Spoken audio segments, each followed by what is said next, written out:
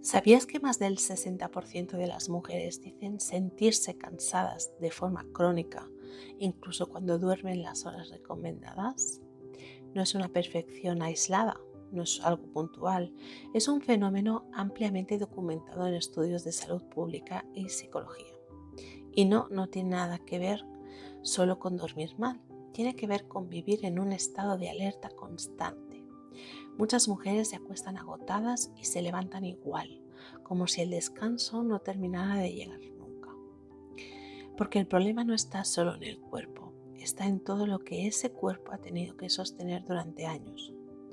Si alguna vez te has sentido así, quédate, porque este cansancio no es casual, tiene historia, tiene estructura y tiene explicación. Ese cansancio empieza antes de que el día comience, antes de que suene el despertador, antes de que haya ruido, antes de que nadie pida nada. En este silencio la mente ya está activa, no por elección, sino por hábito. Anticipa tareas, posibles conflictos, necesidades ajenas. Es una vigilancia constante, casi automática.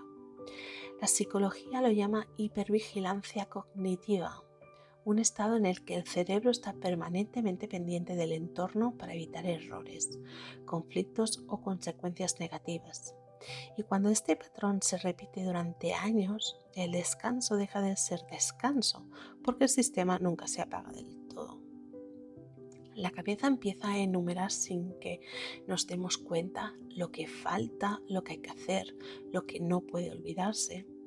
Esta lista invisible tiene nombre: carga mental. Un concepto que empezó a estudiarse en profundidad a finales del siglo XX para explicar por qué muchas mujeres se sentían agotadas, aunque aparentemente no estuvieran haciendo tanto. La carga mental no es la tarea en sí, es pensarla, planificarla, recordarla, anticiparla. Y múltiples estudios han demostrado que esta carga recae de forma desproporcionada sobre las mujeres, incluso en hogares donde las tareas parecen repartidas. Por eso el cansancio no desaparece cuando te sientas, porque el trabajo sigue ocurriendo en la cabeza. Nos enseñaron a cuidar, a anticiparnos, a sostener, a estar disponibles. Esto no ocurre por casualidad. Es parte de una socialización diferenciada que empieza en la infancia. La filósofa Simone de Beauvoir lo expresó de forma clara: no se nace mujer, se llega a serlo. Y ese llegar a serlo ha incluido históricamente aprender a priorizar a los demás, a moderar el propio deseo, a ocupar el espacio justo. Aprendimos que ser buenas era ser útil, que ser queridas era ser necesarias. Pero en todo ese aprendizaje hubo una ausencia fundamental. Nadie nos enseñó a cuidarnos con la misma dedicación. Cuando el cuidado se vuelve obligación, deja de ser amor, se convierte en estructura, en expectativa social, en algo que se da por hecho. Históricamente, el trabajo de cuidados ha sido invisibilizado porque no genera salario, aunque sostenga literalmente la vida.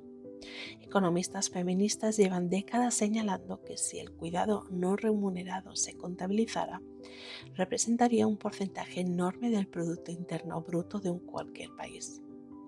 Sin embargo, al no pagarse, se considera natural, y cuando algo se considera natural, no se cuestiona. Así se construye una idea peligrosa, que cuidar es un deber moral femenino y que agotarse es parte del precio. A muchas no nos enseñaron qué hacer, nos enseñaron qué ser responsables, ser disponibles, ser necesarias. Desde la psicología social se ha estudiado cómo a las mujeres se nos refuerza más el comportamiento complaciente, cooperativo y cuidador desde edades muy tempranas. No porque seamos mejores en ello, sino porque se espera de nosotras. La psicóloga Carol Gillian, pionera en el estudio de la ética del cuidado, explicó cómo las mujeres aprenden a definirse en relación a los demás, mientras que a los hombres se les enseña a definirse desde la autonomía. Eso tiene consecuencias profundas. Cuando tu identidad está ligada a cuidar, dejar de hacerlo no se vive como una elección, se vive como una traición. Y así muchas mujeres crecen sin preguntarse qué quieren, qué necesitan o hasta dónde pueden llegar sin romperse. Así nace la autoexigencia constante, no como un rasgo de personalidad, sino como una adaptación. Numerosos estudios en psicología clínica muestran que las mujeres presentan mayores niveles de perfeccionismo socialmente prescrito, la sensación de que los demás esperan que hagas todo bien siempre. No es quiero hacerlo perfecto, es tengo que hacerlo perfecto. A esto se le suma la culpa, una emoción profundamente moralizada en las mujeres. La culpa aparece no solo cuando hacemos daño, sino cuando nos priorizamos, cuando descansamos o cuando ponemos límites. Por eso muchas mujeres siguen incluso cuando ya no pueden, porque parar no se siente neutro, se siente mal. El desgaste no llega de golpe, llega de forma lenta, silenciosa, acumulativa. Primero es cansancio, luego irritabilidad, después dificultad para concentrarse, más tarde ansiedad, insomnio, tristeza persistente. En muchos casos este proceso termina diagnosticándose como depresión o ansiedad, sin tener en cuenta el contexto vital, social y estructural que lo ha provocado. La psicóloga Christina Maslach, una de las mayores expertas en burnout, explicó que el agotamiento no es falta de resiliencia individual, sino el resultado de una exposición prolongada a demandas excesivas sin recursos suficientes. Y cuando el cuidado es constante y el reconocimiento escaso, el desgaste es inevitable. Aquí es donde necesitamos cambiar la pregunta. No es ¿qué me pasa a mí?, sino ¿qué le ha pasado a mi sistema nervioso? Porque esto no es solo emocional, es biológico. El cerebro no es neutral, aprende del entorno. Y cuando el entorno enseña que hay que estar siempre alerta, disponible y pendiente, el cerebro se adapta para sobrevivir a eso. No es una elección consciente, es plasticidad neuronal. El cerebro cambia su funcionamiento según lo que necesita para mantenernos a salvo. Hay una estructura en el cerebro llamada amígdala, clave en la detección del peligro. Su función es avisar, algo no es seguro. El problema es que la amígdala no distingue entre un peligro físico y un peligro emocional o relacional. Si desde pequeñas aprendemos que enfadarnos, decir no o fallar tiene consecuencias, rechazo, conflicto, desaprobación, la amígdala aprende que eso es una amenaza y se activa. Con el tiempo, esa activación deja de ser puntual y se vuelve crónica. Vivimos en estado de alerta aunque no haya un peligro real. Por eso cuesta tanto relajarse, por eso incluso en momentos tranquilos el cuerpo sigue tenso. Si todo esto te está resonando, quiero decirte algo importante. Este canal existe para acompañar. Aquí hay vídeos como este donde ponemos palabras y contexto a lo que vivimos, pero también hay momentos en los que no necesitamos entender nada, solo sentirnos sostenidas. Por eso aquí también encontrarás meditaciones y espacios emocionales para cuando estés en crisis, saturada o simplemente necesites parar. Si este lugar te está haciendo bien, suscríbete y activa la campanita. Es una forma de cuidarte y de sostener este espacio. Ahora sigamos, porque entender lo que nos pasó no es solo comprender una idea, es un acto profundamente reparador.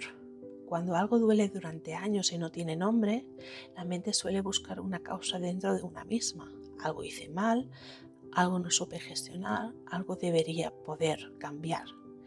Pero cuando empezamos a entender el contexto, la historia, las estructuras que nos atraviesan, el relato cambia. El cansancio deja de ser un defecto personal y empieza a verse como una consecuencia lógica. Y esa comprensión no quita el cansancio, pero sí quita una capa muy pesada, la culpa. Lo individual se vuelve colectivo. Millones de horas de cuidado sostienen el mundo cada día. horas que no aparecen en contratos, ni en nóminas, ni en estadísticas visibles. Horas invisibles, horas casi siempre femeninas. Cuando miramos este fenómeno a gran escala, entendemos algo importante. Si tantas mujeres viven agotadas, no estamos ante una suma de historias privadas. Estamos ante un patrón social. Y reconocerlo cambia la pregunta. Ya no es ¿por qué no puedo con todo? Es ¿por qué se espera que pueda con todo? Trabajamos fuera, trabajamos dentro, sostenemos trabajos, casas, vínculos, emociones, tiempos, y cuando el cuerpo ya no puede más, el mensaje suele ser el mismo. Tienes que organizarte mejor. Pero hay una trampa ahí, porque organizarse mejor no crea horas nuevas, no multiplica la energía, no sustituye la falta de apoyo.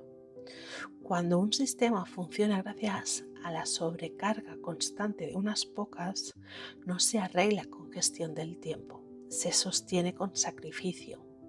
Y ese sacrificio tiene un coste físico, mental y emocional que rara vez se reconoce. Esto viene de lejos. Durante siglos, cuidar fue un deber moral asignado a las mujeres, no una elección, no una responsabilidad compartida, un deber. El amor se confundió con sacrificio, la entrega con renuncia y la virtud con aguantar sin quejarse. Este mensaje no siempre se transmitió con violencia, muchas veces se transmitió con amor, con cariño, con frases suaves, con ejemplos cotidianos. Y por eso es tan profundo, porque se aprendió como algo bueno. Cuando el sistema necesitó manos, estuvimos. Cuando necesitó cuerpos que sostuvieran la vida, estuvimos. Pero cuando quiso orden, cuando quiso jerarquía, nos devolvió a un segundo plano. Así aprendimos que amar era olvidarnos de nosotras, que cuidar bien era no molestar, que ser fuertes era no necesitar. Esta contradicción histórica sigue viva hoy y muchas mujeres la cargan sin saber de dónde viene ese peso. El quiebre no es una explosión, no llega con un gran derrumbe visible, llega como una rendición silenciosa. Un día el cuerpo ya no responde igual, la energía no vuelve, la motivación no aparece y aunque por fuera todo siga, por dentro algo se ha agotado. Ese quiebre no es falta de voluntad, es un límite biológico, es el cuerpo diciendo hasta aquí. Y escuchar ese mensaje, aunque asuste, es una forma de cuidado. Cuando intentamos parar, aparece la culpa. No como una emoción puntual, sino como una voz interna constante. La culpa vigila, corrige, empuja a volver a hacer lo conocido. No pregunta si estás bien, no pregunta si puedes, pregunta si estás cumpliendo. Por eso, descansar no siempre alivia, porque el cuerpo descansa, pero la mente sigue castigando. Y aprender a reconocer esa culpa como algo aprendido, no como una verdad, es un paso fundamental. Nombrar cambia las cosas. Poner palabras no es una moda, es una necesidad. Carga mental, burnout, corresponsabilidad, derecho al cuidado. Nombrar permite conectar experiencias, salir del aislamiento, entender que no es cosa tuya. Cuando algo se nombra, se puede compartir y cuando se comparte, pierde parte de su peso. Nombrar no lo arregla todo, pero abre la puerta al cambio. Cuidarnos implica incomodar expectativas, incomodar dinámicas, incomodar roles, decir no, pedir ayuda, cambiar acuerdos, soltar el aplauso por aguantar. No es fácil. No siempre es bien recibido, pero es necesario. Respirar sin culpa no es egoísmo, es supervivencia emocional. Y sin supervivencia no hay nada que sostener. Tal vez no nos enseñaron a cuidarnos porque necesitaban que siguiéramos cuidando. Tal vez muchas de las cosas que llamamos amor, bondad o entrega fueron también formas de sometimiento suave. Y ahora quiero dejarte esta pregunta, no para responderla rápida o bien, sino para mirarte con honestidad. ¿Qué te enseñaron a ti que tenías que hacer o dejar de hacer para demostrar que eras buena, que así se ama? ¿Y cuándo empezaste a sentir que eso también te estaba pagando? Este es un espacio sin juicio. Aquí no hay respuestas correctas, aquí no hay maneras mejores de vivir esto. Aquí puedes expresar lo que quieras, como puedas y desde donde estés. Y cuidar también es escuchar sin corregir, leer sin atacar, acompañar sin validar. Aquí nadie está sola. Si has llegado hasta aquí y sientes un nudo en el pecho, una emoción removida, quiero decirte algo importante. No tienes que hacer nada ahora, no tienes que decidir nada, no tienes que cambiar nada hoy. Solo estar aquí escuchando ya es suficiente. Lo que sientes tiene sentido, no es exagerado, no es debilidad, no es falta de gratitud, es una respuesta humana a una exigencia sostenida.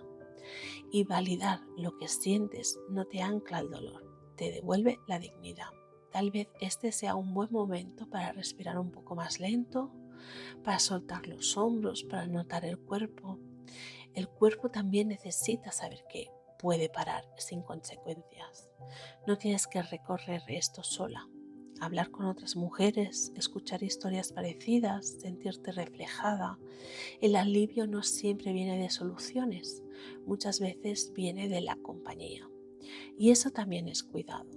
Si algo de todo esto te ha hecho sentir un poco menos sola, un poco más comprendida, entonces este espacio ya ha cumplido su función. Puedes volver a este audio cuando lo necesites o a las meditaciones del canal. Puedes quedarte en silencio, puedes escribir. Aquí no hay prisa. Aquí también puedes descansar.